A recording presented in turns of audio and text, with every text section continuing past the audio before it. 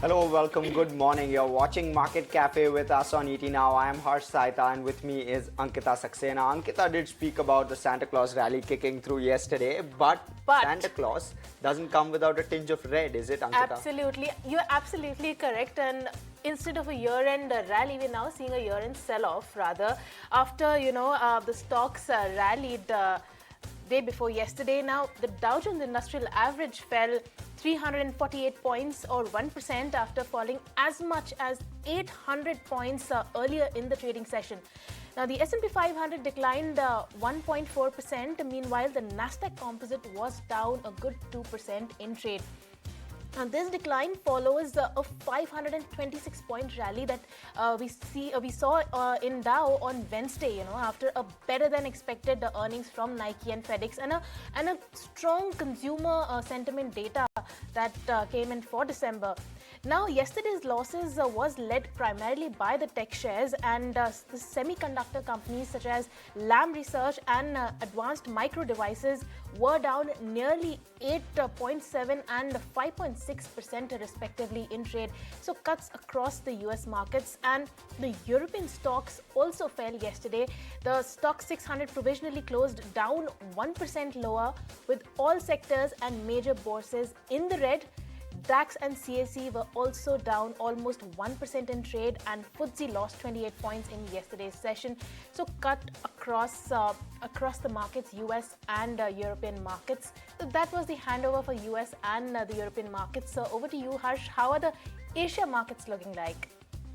Well, yes, as always, they follow US markets at the moment, largely in the red. Asia, but crude is what we'll focus on, as we always do. The Federal Reserve, there is a risk that it will continue to hike interest rates on the back of people filing for new claims for unemployment benefits. Actually increased less than expected last week, and that meant that the economy continues to do quite well. The machine is chugging along faster than expected, and that will obviously give the Federal Reserve more headroom to target inflation, and that's really the key piece which is surrounding oil at the moment, which means that demand for oil will come in fact, lower.